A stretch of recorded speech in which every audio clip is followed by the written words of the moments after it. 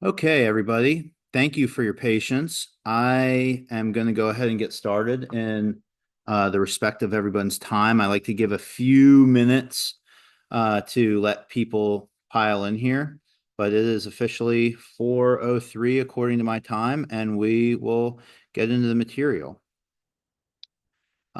Before I do that, can everybody see my screen? If you wanted to use the chat feature or the Q&A feature, that would be helpful. I want to make sure that everybody can see uh, my slide deck.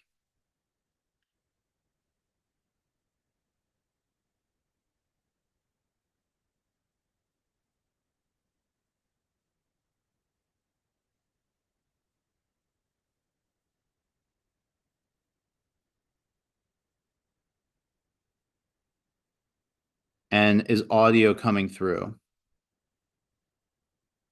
The state's just all right. Thank you. All right. Looks like the chats are disabled, but you can use the Q&A feature if you'd like. And it looks like audio is coming through and the slides are coming through. So thank you all very much for just ensuring that technology is working for us. And then we will go and get into the material. So my name is Andrew. And this presentation is about 403Bs, specifically, how they're structured, what they do for people, and how they can help you retire early. A little bit about myself. My name is Andrew Woolley. I'm a certified financial planner. I own my own firm. It's called Directed Wealth Strategies. My office is in Lidditz, and I started working with educators for a very simple reason. My mother's in education, my wife is in education, and I started having conversations with some of their colleagues. I realized that it was easier just to host webinars and record myself.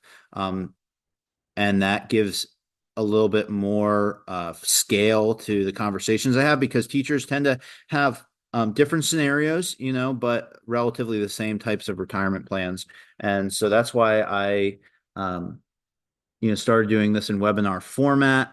And then the IU is just kind enough usually to forward my information to the districts, and that's how you probably got onto the webinar today. So that's about myself. I do have to get into a couple of things, which is a couple of disclosures that are just some industry red tape. This information is provided for general purposes and is subject to be changed without notice. The information does not represent, warrant, or imply that services, strategies, or methods of analysis offered can or will predict future results, identify market tops or bottoms, or insulate investors from losses. All types of investing and investment strategies involve risk, including the potential loss of principal. Asset allocation and diversification do not ensure a profit or prevent a loss in the declining market. Past performance is not a guarantee of future results. Before acting on this information, consult your financial advisor for individual financial advice based on your personal circumstances. Genius Wealth Management does not provide tax or legal services. Individuals should seek advice from their own tax or legal counsel. I offer securities and investment advisory services through Genios Wealth Management, member FINRA and SIPC, and I am a financial advisor who works with PEASers participants, but I'm not affiliated or endorsed by PEASers. Okay, great. Now that those disclosures are out of the way, we can get into the material. And my goal for the presentation is that you all learn something about the 403B, specifically how it works and what your options are, how things will play out after you retire. And then this will then lead into a natural discussion of you'll be able to decide whether or not a 403B is right for you. So at its core, what is a 403B plan? A 403B plan is essentially a supplemental retirement plan that's offered through your employer. You contribute and invest from your paycheck. So it's a defined contribution plan, whereas PEASers is a defined benefit plan. There's tax benefits to being a 403B to a 403B. And like I said, it's completely separate from PEASers. So it's a secondary retirement savings vehicle. How it might benefit you is it helps build your retirement savings. You can contribute with each paycheck. It automates it once you've set things up properly, and you will have more money in retirement than you would have otherwise. So that's benefit number one. Benefit number two is if you're someone that pays a lot in income taxes, let's say you make, teachers in general, especially those who, get their master's degrees and have been with districts for a long time, tend to make very strong salaries. It's debatable how well they are paid on like an hourly basis, but they tend to make reasonably strong salaries relative to the income tax they pay. And then if you're married to a high income earner, you might be paying just a tremendous amount of income tax. What 403B can do is shelter and give you a tax deduction, and then you can delay the taxation of that money until retirement. And then it's also extremely useful to help you retire early in certain situations. So let's focus specifically on building the retirement savings nest egg. If you're a PSERS participant, you're going to have essentially two income streams in retirement. You're going to have your PSERS pension, and then you're also going to have Social Security. The problem with this is that both of these are relatively flat. PSERS offers no cost of living adjustments as of now. So whatever your benefit is when you retire, it's going to stay that amount for your entire life. Social Security does offer some cost of living adjustments, but they're not always beneficial, or they're not always enough to really keep up with the rising cost of living. Some years are more inflationary than others. So the problem this presents is that your income with your pension and your Social Security might be sufficient when you start, but at the end, it might not be keeping up. And that's where a 403B, that third bucket, can really come into handy. My grandmother retired from PSERS, and her benefit was $1,900 a month when she retired. It was pretty good at the time, but it has obviously been eroded by inflation over the last 25 years. So that's the benefit of the 403B. You have more levers to pull in retirement to cover your spending. Or a lot of my clients, their spending actually doesn't go up over time. It goes down over time. And what they want to do is when they retire, they want to, give money to their children. They want to give money to their grandchildren. They want to travel. They want to pay off their mortgage. In a lot of cases for educators, your expenses are high because you have to then start to pay out of pocket for health insurance. And that means that your expenses might go up dramatically, and then they might be reduced once you turn 65 and qualify for Medicare. So this is an opposite, a re-engineering of the same equation, where if your spending is higher, your expenses are higher early on, then planning those out and investing in the 403B can be extremely beneficial for you. Like I said, example, health insurance prior to Medicare is the big one. I have two wonderful children and I love them dearly, but they cost money. A lot of people want to travel. They want to accelerate payments on their mortgage. All of those things are examples of expenses that are high early on. So that's the benefit of owning and investing in a 403B, essentially, so you have more retirement income.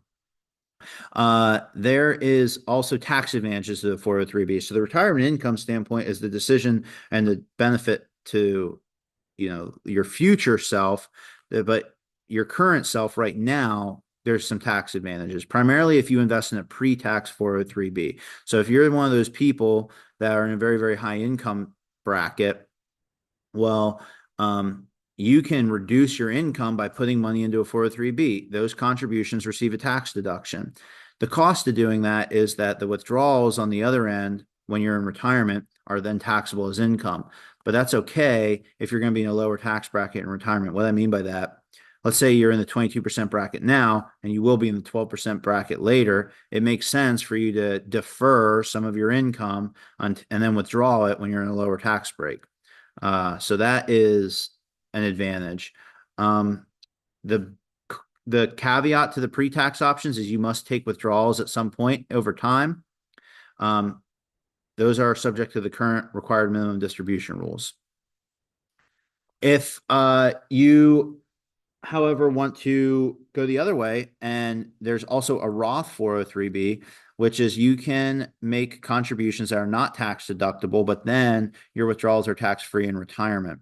There are certain restrictions, but overall, if those restrictions are followed, you don't have to pay income tax on that money. So it really depends on, in my experience, where you are in your career. if you are early in your career, you will benefit from the Roth 403b. Whereas if you're in the higher earning years and with a shorter time horizon, you definitely want to consider the pre-tax 403b. But that's the tax treatment of either option. Essentially, if you decide to move forward with the 403b, you should decide, do I want the pre-tax or the Roth? And there's costs and benefits to both. But specifically for people who are in a high income tax bracket, uh, having that additional money that they can shelter is quite valuable. So as I mentioned earlier, this is an illustration of what I was talking about. Who should use the pre-tax 403b? The people who are earning more money in their working years than they are going to be in their retirement years. And then who should use the Roth 403b? The people who are earning lower income in their earning years than they are in their retirement years. That seems counterintuitive, but if you are early in your career, that could very well be the case. And that's why a Roth 403b is an offered and it might be a good option for you. So who actually has a higher income in retirement? This is more common than you think. Um, if you are someone who's going to have a Peasers benefit and Social Security, and let's say you're married to someone with a 401k and he or she has Social Security and then subject to required minimum distributions, it's quite possible that you could find yourself paying more in taxes in retirement than you do in your working years. That is quite possible. Um, Also, we don't know exactly what the tax code is going to change. We do have a new incumbent president or a new president-elect. He's pretty aggressive at cutting taxes, but he's not going to be in office forever. And we just don't know what the future holds in terms of our tax liability. And then that covers the tax benefits to it. A 403b also helps you with your early retirement goals. And what I mean by that is most Peasers members retiring early have a similar challenge. And that's the big elephant in the room is what am I going to do for health insurance?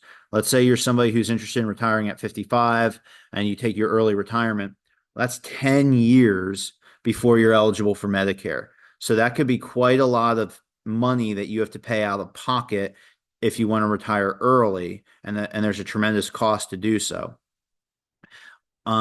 Might seem to be an impossible goal. However, if you work with a financial planner and you identify what you need to do in order to stay ahead of that goal and save for it, a 403b is an extremely valuable vehicle. And in my experience, it's not just health insurance, it's just the change of income.